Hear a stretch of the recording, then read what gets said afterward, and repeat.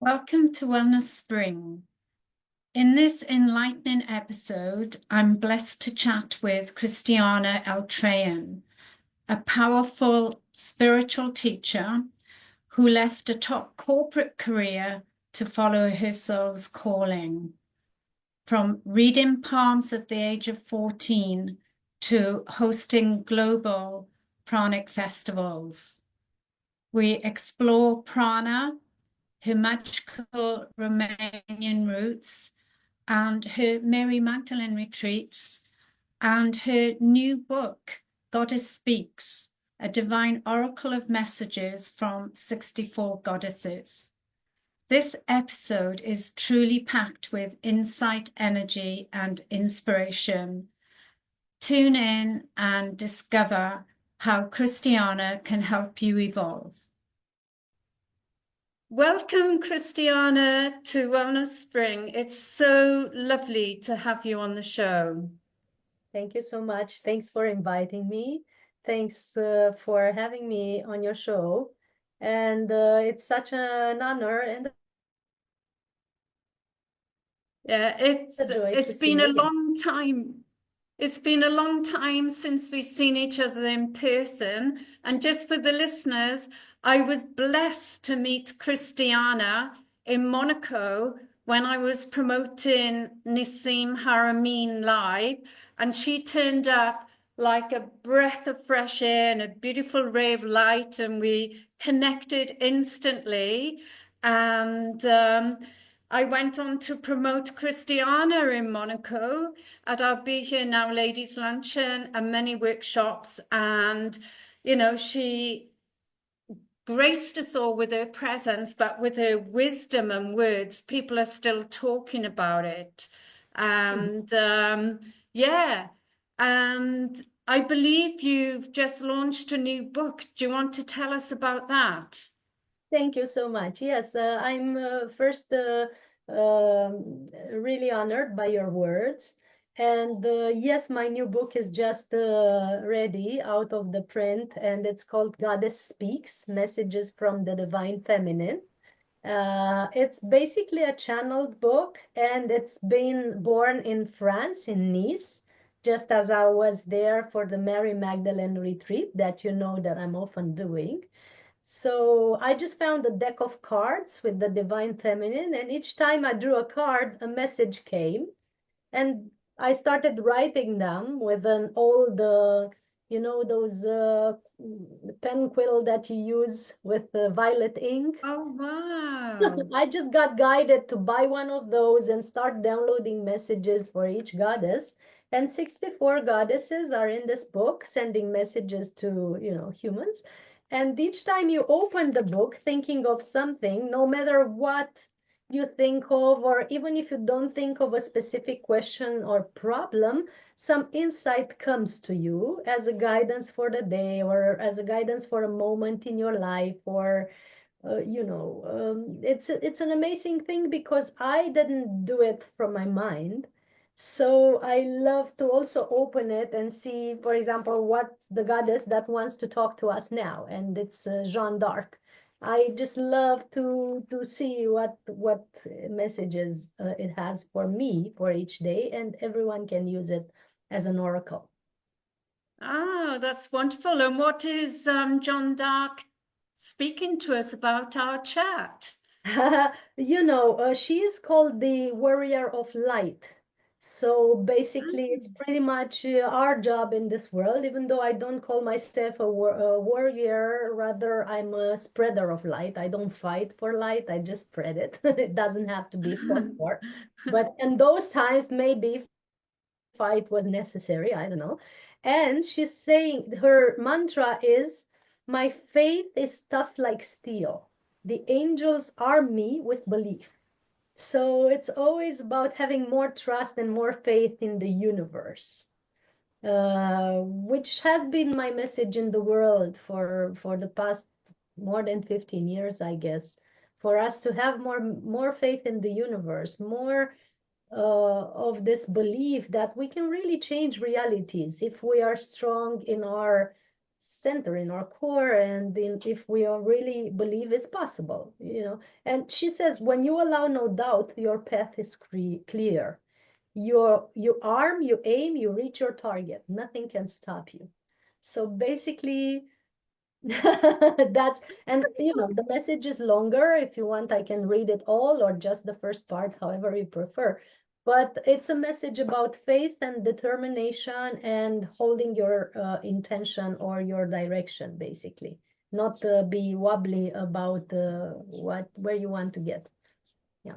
Yeah, I was, because you opened that page and said it was for us right then, I just thought it would be fun for the listeners to hear and get a taste of your great work as well. And you mentioned you were channeling 64 goddesses. Did any of the messages surprise you or resonate with you at a deeper level? Every one of them, actually, because they were being channeled in different days. I would do one per day or something like this. It lasted for a while to download all of them. And every time I would draw a card, because I was doing it for myself. I didn't think it was going to be a book. After a Yeah. while, I figured, oh, this can be a book. I will put them all together and give it to other people. But initially, I was doing it for myself. So every time I would draw a card, I would get this message and then I would read it. Because when I write, I don't think. So it doesn't go through your mind. You don't really understand what you're reading, what you're writing until you're finished. And then you read and say, whoa, that's a nice message. So every time it hit me with some message, some insight, some even resolution or point of view that was really, really necessary for me for that day. And I've Yeah. seen it work for other people because I worked with the book in my workshops since I got it last week. And I've seen it work for a groups of people when I'm in groups. So I just love the book. I don't brag about it. It's not like I thought of it and put it on paper. I just loved what these goddesses had to say, you know, to us. I love That's it. really exciting. So when you say, because the English language can be misconstrued in many forms, because when you say you were drawing a card, some Hmm. people might think you were sketching. Were you sketching Ah, something and then? no, it's like this. Now, for example, I got the Rose Oracle. It's an oracle card. Okay. I just got it. And I love to play with these cards because the universe can give you answers in many forms. And sometimes in workshops, I just work with these things. People need to see something like physical, you Yeah. know? If I tell Yeah. them from my download, it's one thing, but then at the end, I Yeah. draw a card. This what mean drawing a card. I draw a card, and the message is the same, like I said it during the workshop. So basically, it's pretty much the same message. And um, that's what drawing a card means. You take the deck and you draw a card to see what the message of the day is. And then apart from what it says here, I would get an entire download from that goddess. So Ah, okay. that's what happened with the book, right? Only it wasn't the Rose Oracle back then, it was the Oracle of Mary Magdalene.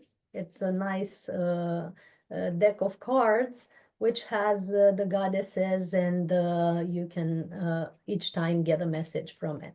And then I just developed Yeah. the message into something Because bigger. Yeah, because I know you like to paint and create. I thought, wow, she's painted some cards, and in her painting, Ah, or drawing or sketching. Yeah, so I understand by drawing the cards when you're doing an actual reading, but you were downloading the messages. Yeah, and I remember the first time you went to Mary Magdalene's cave in Nice, and our lovely communal friend now, Natalia Natasha took you. mm, And that was a crazy day because you two of you went off in the car and you didn't go to the Yoni, the actual cave that day. You just went to the big cave. yeah. And do you want to tell the listeners about your experience in the cave, the real Yoni cave? You know, everything is real because it has been inhabited by Mary Magdalene, the bigger cave, for the last 30 years. And last Yeah. time I was there in November, actually after an Nassim's conference, we went Oh, on a yeah. retreat at the cave of Mary Magdalene in November, end October and beginning of November. And I was going with my retreat clients, my retreat people who came from all over the world, you know, Holland and Germany and France and Romania. They came to visit this cave together with me. And one of the experiences was that, for example, I was a little late to the meeting because the driver mistook some leads on the highway, and it took us 1 extra hour or 1 hour and a half to get there. And but the people were happy, they were already on the mountain, everything was fine. However, this perception of me being wrong for being late has been instantly erased when we got to the cave, because the people that have been there before my arrival have seen that they would be full of tourists all day, very busy, very crowded, very noisy. When we arrived a little later, the cave became empty, Wow. you know, Fantastic. empty completely just for us. And the hand of Mary Magdalene was there. The, you know, they brought, I don't know if it was there before. I'm not remembering to have seen it before, but that time it was there. And it was a very strange event for me because I get into a trance when I do these retreats, these meditations. We had some meditations as we went up the mountain. It's a path of about 45 minutes hike. And when I got there, I was already in a trance state, and I got in such deep connection with the energy of Mary Magdalene that, you know, I was looking at my hand and I was looking at that hand that had 2000 years or more, and then at mine and hers, and it looked like the same thing. I Wow. I got the because her energy was fully into me in some way, and I got the feeling like we are forever. You know, this thing that we call our body, our hand, our suit, whatever, it shifts and changes over the millennia into something else always. Like now I'm in this body, and you know, tomorrow maybe on another galaxy in another form. But we are I am the same, yet the suit has changed. And she showed Yeah. that, you know, this is a hand that you might have had some 1000 years ago, and this is your hand now in your body now, and maybe in the future you'll have a different suit on a different planet, but you are the same essence, moving through time, different faces, different, you know, looks, different aspects, different relationships, but it's the same. It's all the same. And it's been marvelous. And we were all alone, so I got to take 2 candles, and then a download message came for the tourists that were with me, and they started crying. They had intense healings, and it was so very, very beautiful. I don't remember what I said though, so I just have the pictures with the candles and doing all that ritual. And then a priest came out from somewhere and said, "We have to close. We have to get out. We have to." It was a little too much, maybe. I said thank you because we had our time alone. You know, it was like a blessing. You Yeah. never get that at that cave. It's very rare. So I'm very grateful, and it's just one on the of the insights and many, many healings. I've seen women heal very deeply on that path, on that Yeah. journey, for some women that have been abused. uh, Came with me women that were part of religious communities, and they were very um, impacted by child abuse or religious abuse in any way, and they had strong heart and yoni healing, you know, in that journey. Women that have denied their femininity for ages and have gotten some healing, some energy that has taken them back to balance. I've seen many miracles happening there. And I'm in awe, and I'm very happy to go back again at the end of June on 28th and 29th. We have a retreat at that cave again. Um, it's always so powerful. Yeah. Yeah, I know because I've been there 3 times myself Mm. and had the most incredible experiences. Mm. And each time I've been there, Mary Magdalene has appeared Mhm. as an apparition in front of myself and Isla, and the messages she gives us is just, so powerful. Yes. So now she's telling me to hurry up and write my book on self-love and start my women's retreats on self-love. So Great. yeah. And everybody loves a good story. And I always ask my guest speakers to tell us a bit about how their journey started, where you were born, and your education, and how you became this beautiful creative goddess that you are today. Uh, I was born in a family that was not necessarily really spiritual in terms of practice. But my father was interested in holistic things. My grandfather and uncle were really interested in paranormal. And I too was really eating every book or magazine or anything that would come with paranormal or energy information about energy. Even since I was Wow. very little, I started reading when I was 5 or 6, and my grandfather had a subscription to a paranormal magazine that was talking about out-of-body experiences and traveling to other worlds and extraterrestrials and the sacred sites. So I was reading about all that from a very young age, and I would find everything normal, because that's the normal thing. Go ahead. Yeah. And you were born in Romania, right? Yes, yes, I am born Yeah. here, and I felt very connected to nature since I was very little, and I had the blessing to have all my childhood holidays in a sacred site, which is very powerful. And it's one of the blue zones, as they discovered. They've written a book about blue zones, the Yeah. areas of the world where people live a little longer than normal, or much longer than normal. And they've listed about 5 zones in this book. And now they discovered that in Romania we have a zone too, around Buzău, around the mountains and hills of Buzău, where I was being raised as a child. And that's where I grew up. Wow, So that's amazing. I was So always you there. were blessed because most young children would never have that experience, and that would definitely not be the norm.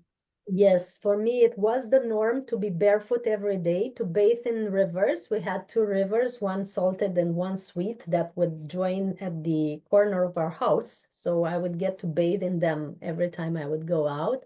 I was all day out on the hills, picking flowers, picking fruit, running around with my cousins. I was very connected to that, and I still am very connected to that place. And I believe that place, where my grandparents lived, together with the education that I received through these magazines and books and the family conversations, have opened me up to my memories of what I was before this life, or am before this lifetime, because I've always been in many lifetimes an energy worker and someone that would bring energy knowledge to the world and energy practice. And so even since I was a child, I was telling people we're all energy and everything is energy, and that was natural to me. I was meditating in a crystal. I was doing, palm reading, numerology. When I was 14, if you told me your name, I would read your map in an instant by, numbers. Yeah. Something which I forgot now. I no longer use it. Now I read the field of people, but it was something that I was practicing. And I love that I had this education and this remembering, because it has helped me to keep in touch to my core, to my true nature. Yeah. I didn't get wasted in parties and booze and drugs, anything like that. I was never interested in that. And that kept me sober and clean energetically so that now I can do my job.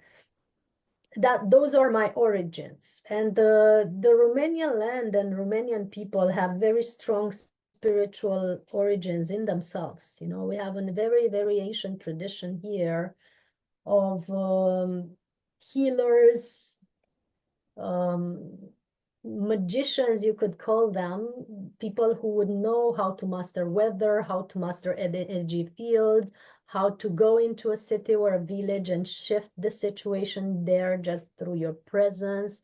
We were being trained to do that thousands of years ago. That was our school of training, that was our basis here in Romania, and that's how I lived in other lifetimes. So it's really good that I was born here again. I'm happy for it. Yeah, so it was all very natural to you. And before we delve even deeper, so you started your professional career in management, Mm. what sparked, what was the turning point for your career as a holistic therapist?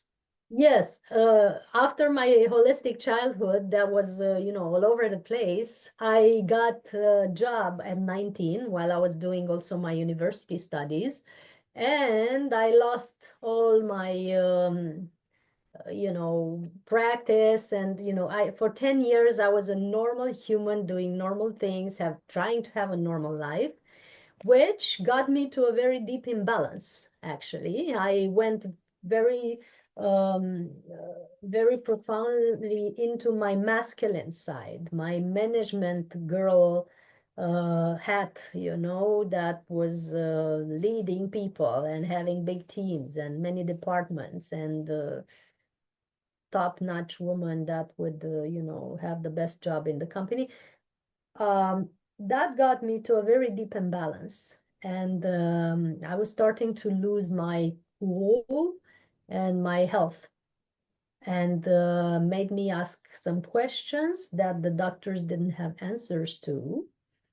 And that's when I met a very holistic, very powerful spiritual healer by chance that I had to go to ask him what's going on and how can I heal? Because the doctors would not give me any answers. Like, for example, why was I going out of body and suddenly fall off my feet?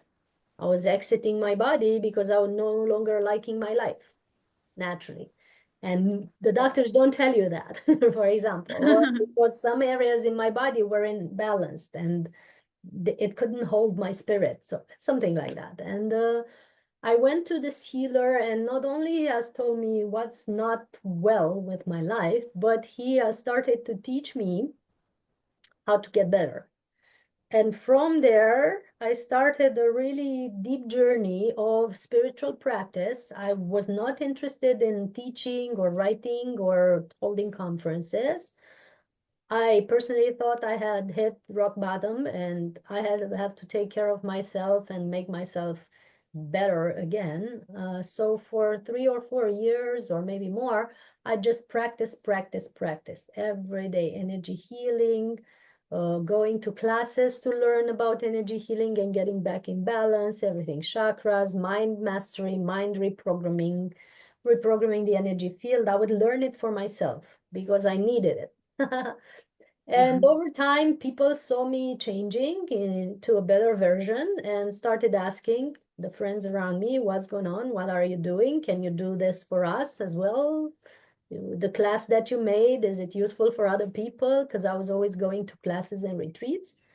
And I tried a few things that I learned, a few of the therapies that I started to practice. I tried it on other people and they had great results, and they would bring other people to me, And I said, Yeah. no, no, I'm a manager. I do this for myself. I am, not trained to heal other people. So maybe go to another therapist or so. I wasn't thinking of Mhm. doing. Yeah.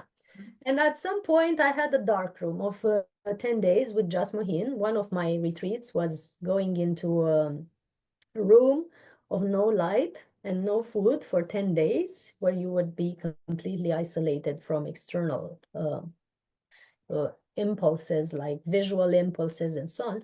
So you go very deep within yourself, and the lack of digestion also gives you a lot of clarity. And in that dark room, I realized my life makes no sense, and management career is no longer making sense to me at all. And when I went back home from Thailand, that's where the retreat was, I changed my life completely. So I left my city, I left my company, I left my apartment, I went into a new city. I started the first conference the next day. I was invited by a friend to hold a speech, actually a speech on feminine orgasm. It was called The Perfect Couple, that workshop. I, go big or go home. That was the thing. That was my beginning. And then the next day, I started writing about darkroom because everybody was asking me about it. And instead of telling the same story to each person, I would write it down and send it. And, that's what happened in darkroom. And that's how my first book was issued, just by telling stories about my experiences. And then my second book was a request after the first book. People said, write something new, and so on. And I've started with the books and conferences and then doing therapies. And that's how I changed my job. So you mentioned Jasmine, whom Yes. I've had on the show and is now a lovely friend of mine, who is probably the longest living person who has been source fed on the planet today since Prajan Sarah transcended. Jani has passed. Yes. Yeah. Yeah. So for our listeners, will you explain pranic living? Like Yes. what is pranic nourishment? Tough question, but nice. I believe is the state of being connected to source or to the universal energy or to the universe at a such deep level that you no longer need energy from the outside, not from other people in the first place, not from physical resources like solid food. It comes from a very deep connection where you're in such a deep balance. Your doshas are in Yeah. balance, your chakras are in balance, your emotional mental field are in balance in such way that you are full of energy all the time. And even when you're not full of energy, maybe because we still have a human body and the human appearance for some while, you are able to get back in balance very, very quickly. Like Jasmuhin and other friends of mine, and even myself, those who are breatharians, they still get injured sometime or some illness. It's not that you become bulletproof or something. People imagine that all of a sudden you are this being floating on a cloud. No, you still have a human experience, but the way you move through it and get past it in a healed state, in an evolved state even, is much quicker, much more efficient. It's sometimes looks like miracles for others around you, like you can heal a big illness in just one day or something. And that's because of source connection. And this source connection, the minimum outcome is that you no longer need food, or you need very little from the outside, like smoothies, a little bit of salad for some. I still take liquid food and small vegan bites because I like to socialize with people, and it makes them feel more relaxed and myself more relaxed as well. But even when you need very little from the exterior or nothing at all and you just have it for fun, that's the minimum byproduct of it. The main byproduct, if you will, is that you are so centered and so clear and so, it comes a foul word, but I will say it however, unfuckable with. That's what comes. You cannot let people push you around anymore, or take things from you, or break your boundaries, or mislead you in any way, because you have so much clarity. And that's where I love it, more than the lack of food or the lack of necessity for food. What I love about it is the state of centeredness and clarity, and almost like a miraculous walk through life. Yeah, well, your book title as well says the Pranic World book, Living Without Hunger. Yeah. So, so many people are hungry for power, for money, for influence, and so many other things. But when you take away that need for hunger, everything becomes calmer and more centered, and like you're saying, clear. But can you talk us through your darkroom experience? Because you were new to, you know, all this work at the time, even though you'd had that remarkable upbringing. What I mean is to the dark room, Yeah, yeah, yeah. Well, when I went to darkroom, I was no longer new. I had 3 years of practice and it was deep. So right? when I started practicing again, I would practice like 16 to 18 hours per day. I wasn't interested in anything else, so I would just practice, practice, practice. And before the darkroom, I went from omnivorous to vegan to vegetarian to vegan. So I was already vegan when I went into Yeah. the darkroom. I And you had said you were practicing for 16 hours a day. Sorry to cut you off. What were you practicing? Talk us through that. I've learned over the years different types of meditations and healing practices that would just balance out my body. So I would have my morning meditation to clear my chakras and then energize them. I would have different meditations throughout the day for different outcomes. I would have practices to get in touch with certain feminine energies that we call Mahavidyas, or the goddesses in Indian pantheon, which I learned how to tune into and manage those energies as if they were mine, because they are ours. We all are Yeah. representatives of this feminine energy that can shift and change in any way.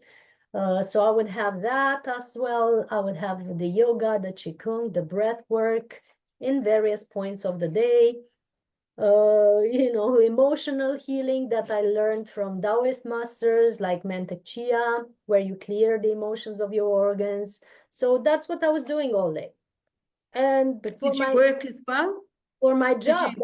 I got your question already. For my job, I would just meditate, make a call to the person that I knew would sign a contract with me, and I would have that contract signed, had the money coming, and then practice, practice, practice. So the job was very simple because I was having that clarity of not making like 50 calls per day. I don't know how many visits or interviews or whatnot. I would just make one. And that was Wow. the one. And then the rest of the time and the money would be invested in my spiritual practice. So that was my life back then. And Wow, that's amazing.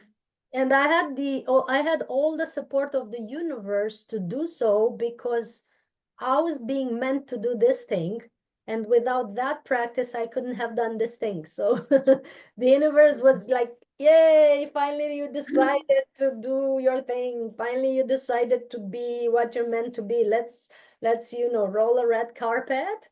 And I had the red carpet for a while, and then when I was time for me to move to the next level, I would get some other kicks. I mean, it wasn't always sunshine and roses. Even after I started my practice, I had ups and downs, and you can get challenged too. I mean, but the beginning was very supported, be, for me to see and have clarity that, this is what you have to do. This is your path. You don't, I was getting, from my previous management career, as I was having my CVs on some websites, I was having the temptation to receive offers from big companies like in France or Germany to have me as a manager on big money. And that was my Mm. test, you want the money and the corporate job again, or you want to, do your thing and write your books. And That was not bringing much at the time, but I clearly knew this was my path. I couldn't wobble around. The same like Jeanne d'Arc said today, you know, Yeah. when you wonder or questions about something, there's either not enough faith or not enough support for you in that situation. For me, I had all the faith and all the support. I couldn't move anywhere other than this direction. Yeah. Perfect.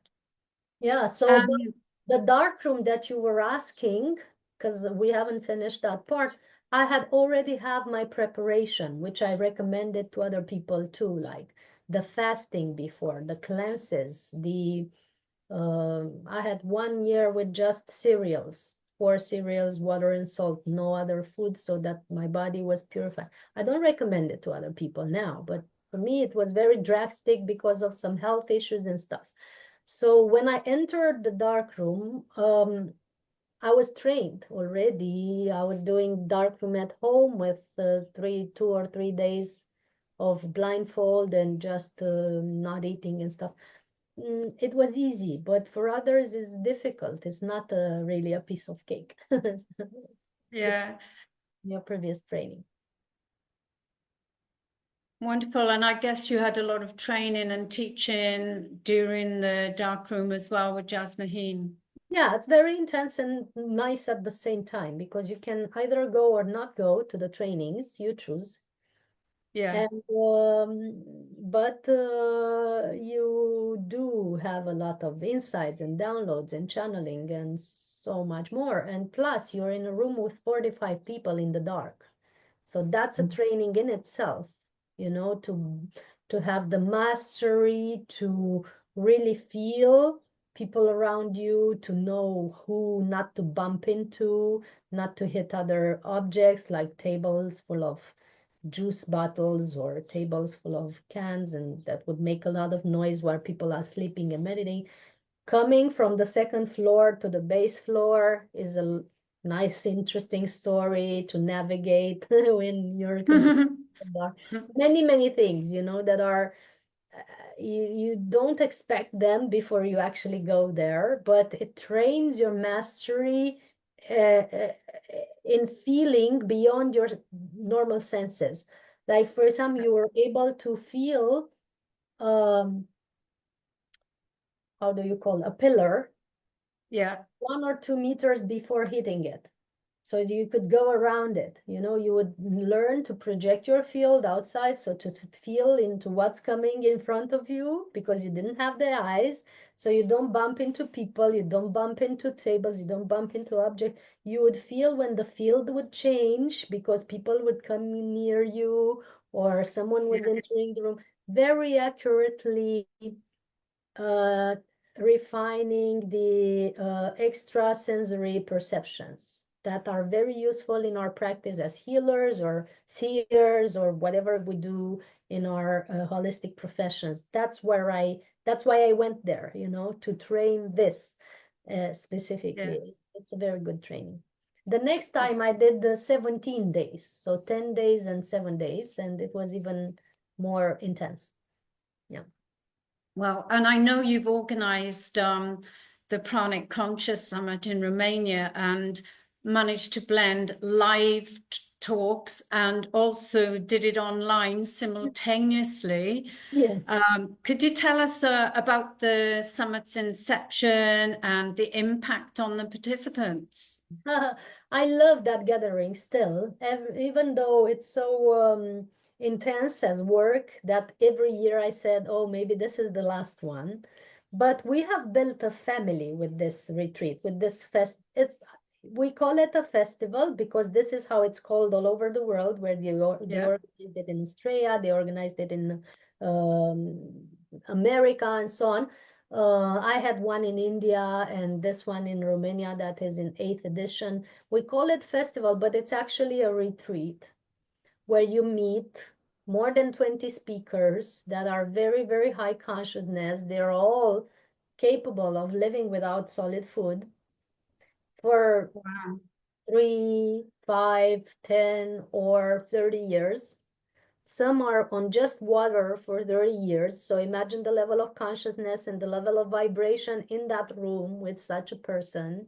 And when you gather 20 of them together, the level of vibration is exponentially growing.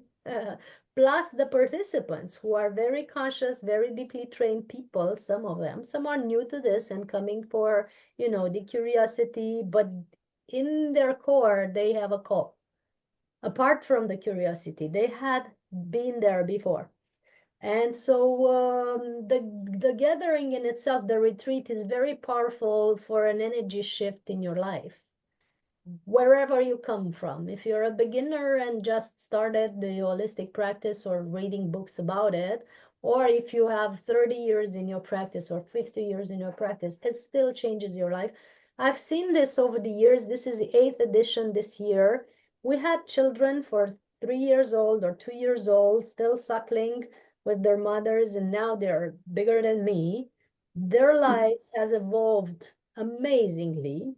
Um, I've seen people coming from corporate business. Like I have a client now, friend, that has was leading 300 people in the IT business, and she has, very driven woman. And now she has changed into psychologist, doing energy healing, having her own cabinet and practice in her hometown, and many, many things like that have changed. I've seen women, I've had a client who wouldn't dare to get out of the house to go shopping for groceries without her husband. She would do nothing without him.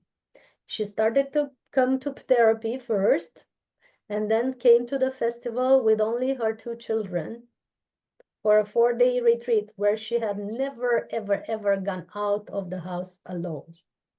That is a life-changing decision in itself, and that has catapulted her life into something completely new, from an accountant that she was before to now speaking to thousands of people in public speeches and, doing businesses with, I don't know the name of a big company of public speaking and training, something like that.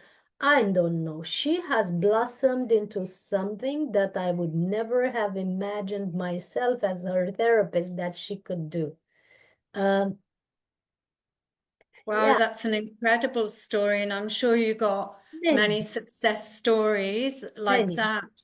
Yeah. And what personal challenges and rewards have you encountered hosting such a multifaceted event? You don't want to know the challenges, managing everything from bookings to emails, WhatsApp messages, Telegram messages, and all the other channels that we have now for communication. I think there are 5 or 7 channels that I'm communicating constantly to people during these months until the festival.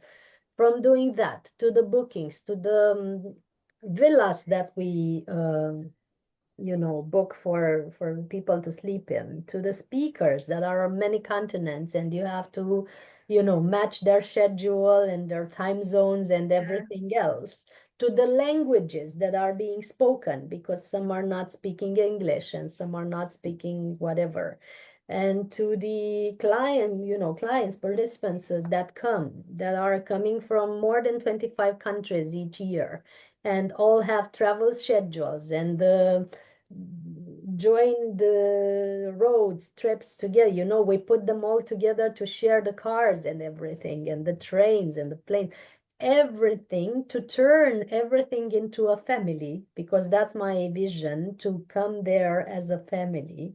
And you see them first day coming really tired and really agitated, and some have had challenges on the way, like the visas for everyone, the speakers, the participants, everything that is managed by me at the moment.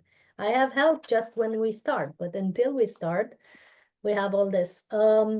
That's something that makes me want every year to maybe not do it again. Yeah, because the rest of the year I'm a Zen person who manages almost nothing. I just do everything by myself, and then with the clients. And then I have this big event with people from all over the world that takes me completely out of my comfort zone or my natural rhythm. So basically, there's a lot of things that can occur, but it's amazing how miraculously they get resolved and how unimaginably everything falls into place, even beyond my power of discerning. And the main lesson with organizing this was let go. Wow. Let go. When a speaker loses their flight, when a client doesn't get the visa, when the person at the tech doesn't get permit to enter Romania, whatever, and you're having no tech person and no one to manage the Zooms or whatever, let go. And then the solution, the best solution comes.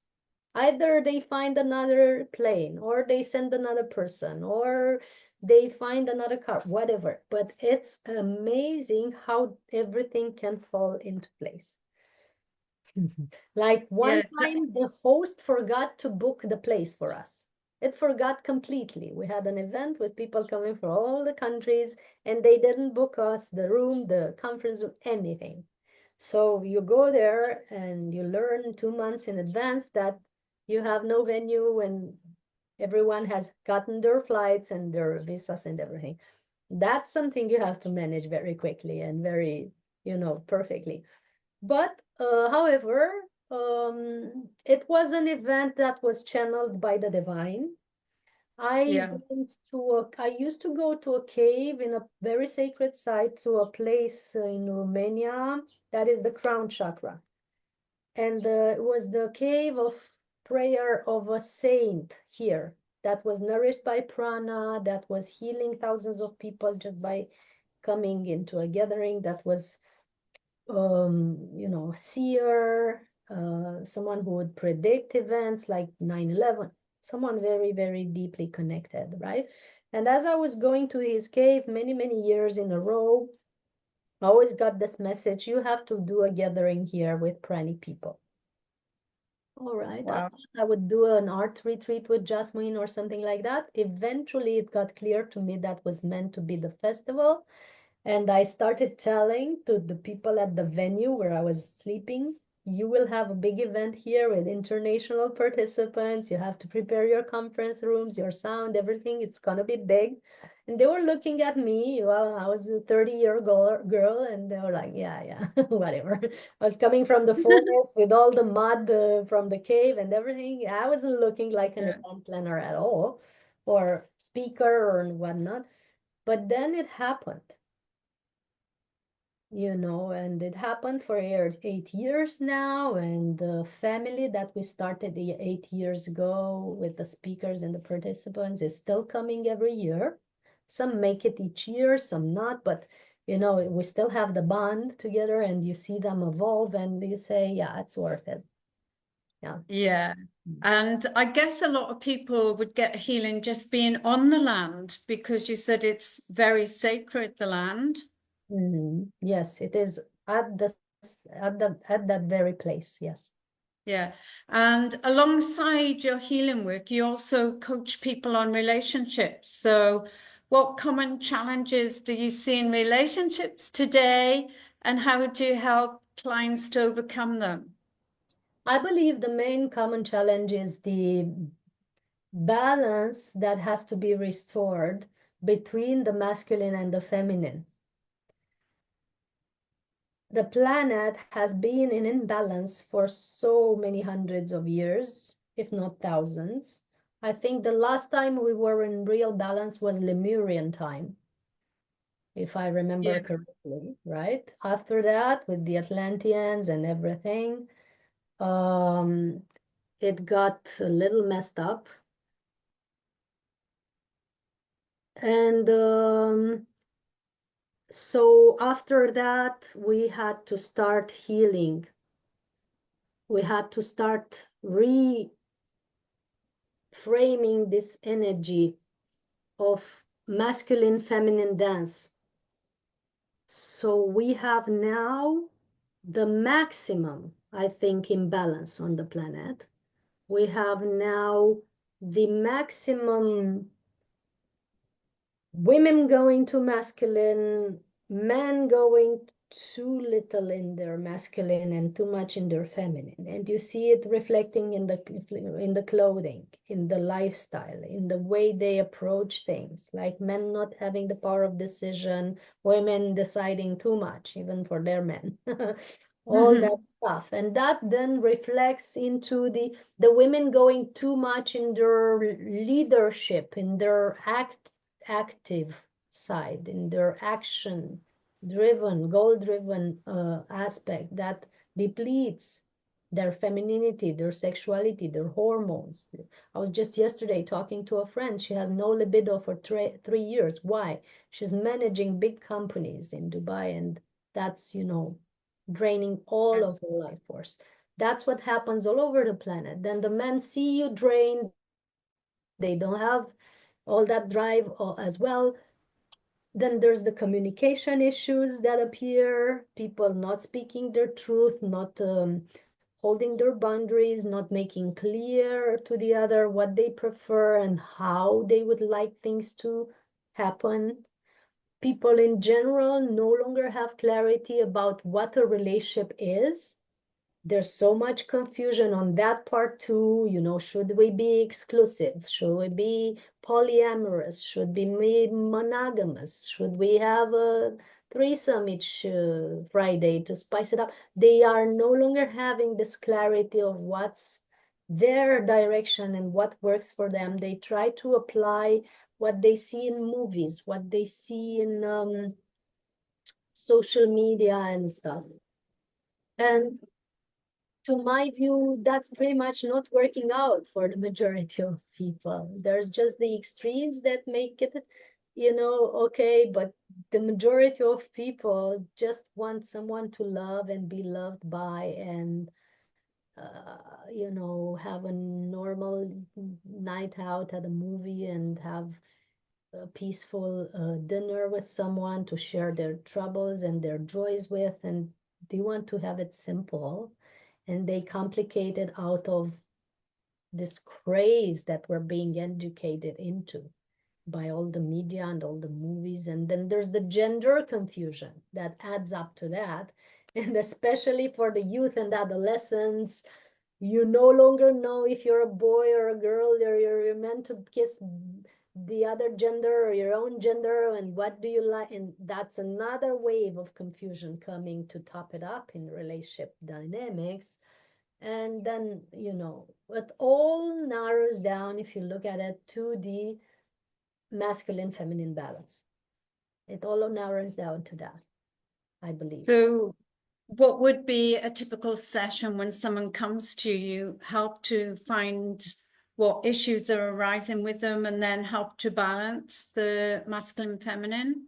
Yes, and we are intuitive healers. You never know what's going to Yeah. happen in that session, what you're going to see or perceive. I never think from my mind, oh, this should be that. I never go into judgment or compare it to other experiences of other clients or my experience. I am blank when I begin a session or Yeah. a workshop. I'm completely blank. My mind is completely into the alpha theta state, and I just ask for the universe, give me the answers, give me what's happening here, what is the solution, what is the. And I'm sometimes amazed of what I see. For example, a person that is having difficulties in their current relationship or the relationship patterns of this lifetime is maybe because they have been abused or abused other people in a previous lifetime. You would never Mm. guess. Yeah. You would never guess. If you looked at the dynamics of today, you would say, okay, communication issues, or maybe too much work or whatnot, too little sexuality. But no, the cause can be much deeper, much older, playing through different lifetimes in different forms. And that's where we go, where we look when we look and give some insight. We never give advice because that person already knows how to heal.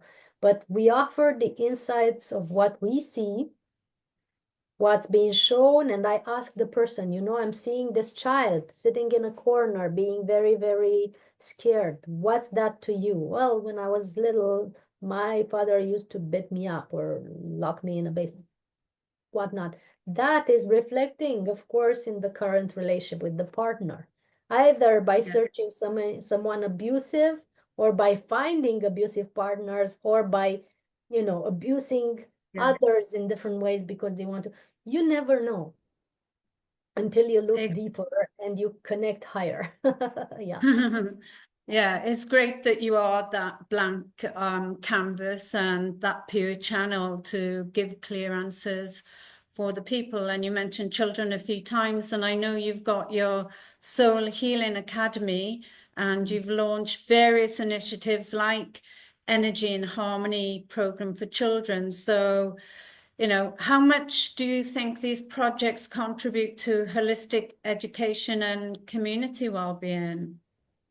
They've been a big contribution in their due time. It was 2012, 2013 that I was doing these programs. Now I'm just, whenever I'm offered the opportunity to do public speaking for children, I always say yes. But those programs were happening back then when I was in my initial city.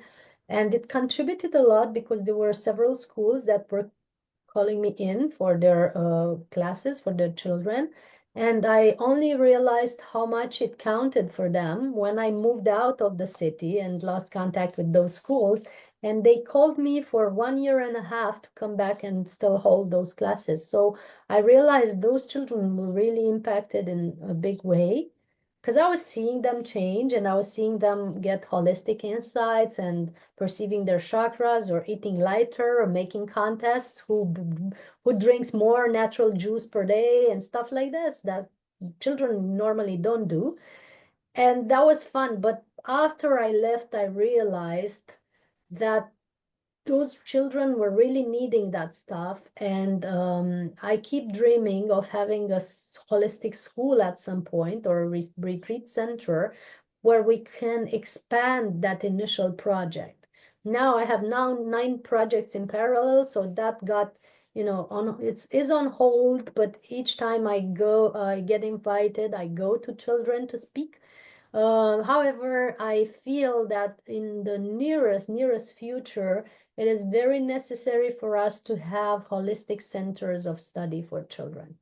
The current education is no longer working, and it's very obvious. I mean, at least in Romania, they fail exams like there's no tomorrow. And that shows not that the children are no longer smart, which is the general, view. Yeah, No, no, no. The system is no longer adapted to the genius children that are coming, uh, or yeah, the type of education that they need. When you have children failing the exams, it's not their fault, it's your fault as a system, and this is clear.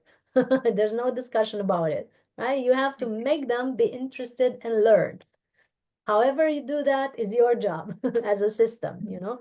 So we need to change that, like, completely, because the new generations are what holds the basis of this planet. And so I'm hoping to contribute to that the best I can. that's wonderful. And you literally lit up when you started talking about the children. And it's a very good project to have. So, how can listeners engage with your work or participate in your programs? Mhm. I'm all over the place, like YouTube, TikTok, Instagram, Facebook. You can find me on Facebook. We have like 16 pages. Some of them are my books, some of them are my other projects, like the festival and the online summit and so on. So you can find me. If you type my name on the internet, Christiana Eltrayan, uh, I'm going to be there, and my contact data are all over the place as well. So not only we can contact on Instagram or Facebook, but you actually have my email and some WhatsApp contact on the website, which is soulhealingacademy.com. And Uh, there are sessions that we do one-on-one, like we discussed now, like private sessions, which are coaching or healing sessions, but there are the workshops that are online and there are for groups. They're always online and live. So if you are in another country and you cannot take a flight and come to Romania, you can enter online. Today we have one at 7 p.m. Bucharest time. So tonight, actually, in my Yeah. time, in yours, I think it's during afternoon. Um, we have a workshop on relationships that we called Conscious Relationships Heal Your Heart. And it's always about the masculine feminine balance, getting back into the heart and healing the trauma or whatever happened there that made people not give and receive love harmoniously. And we do deep healing meditations, and we get people to share their experience or their trauma or their even the things that they understood and liked about some relationship that helped them, because their sharing help others. And then the women share their viewpoint and their troubles and their aspects, and the men listen. And then the men get to talk and share their insights from their masculine perspective, and the women get to listen and learn what they never heard from their partners, for example. Because you have the courage to say in such a workshop something that you've never had the courage to say maybe to your partner, for fear that you would hurt him or you would be judged or whatever. So you say it to other people in a healing, contained, safe space, and you get feedback from them. The feminine gets feedback from the masculine gets feedback from the feminine, and that in itself is healing, apart from the exercise that we do and the practice, the meditations and so on. So that's what we do online. And we have the retreats in Romania on the solstice, 21st of June, and the 22nd of July for Mary Magdalene's Day. We go to the Sphinx of Romania, because that's also the energy of Mary Magdalene there. And we go to France and June 28th to 29th for the Mary Magdalene retreat there. And then August is the festival that you mentioned, the Pranic Festival in Romania. So Wow. live events are, Super busy, a super busy lady. And as it's a wellness program, what is your number one wellness go-to that you must do? uh, can you please rephrase the question? I'm not sure I understood correctly. Okay. What what one thing is important to you for your wellness to do? For my wellness, Yeah. the most important thing is to learn to, I mean, not to learn, this is what I learned already, but to get myself the chance to rest when I need it. Like, I need at least one me day per week where I completely withdraw from everything outside and I go into silence, and even not getting out of the house or getting out in nature by myself, not talking to people, and just lay down and download, the energies that are meant to be used in the next sessions, or just recharge. That's the That's number one thing for me. Yeah, very that's important. wonderful. That's so important to just listen to your body, just take the time out for you. And if there was one thing you could do to change the world, what Mm. would that be? Well, I believe we're already doing it by upgrading ourselves.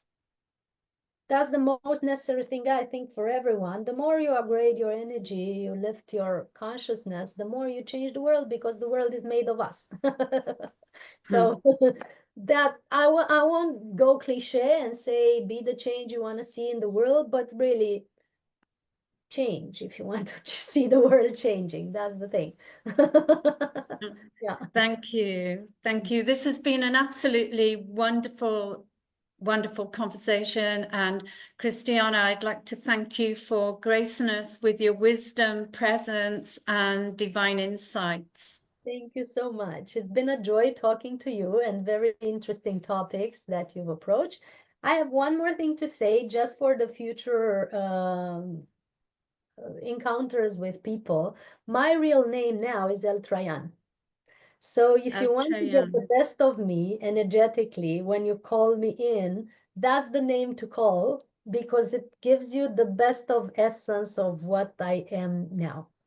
I was given the name Christiana when I incarnated, by my parents, but when I went deeper, I found the name of my spirit, which they didn't know, of course, because they were seeing just the child, not the spirit. And the name of my spirit, my soul, my divine essence is Eltrayan. So this is how I am now. Even the latest book now has this name on it. Oh, So yeah, fantastic. to Yeah. know, it's good to know.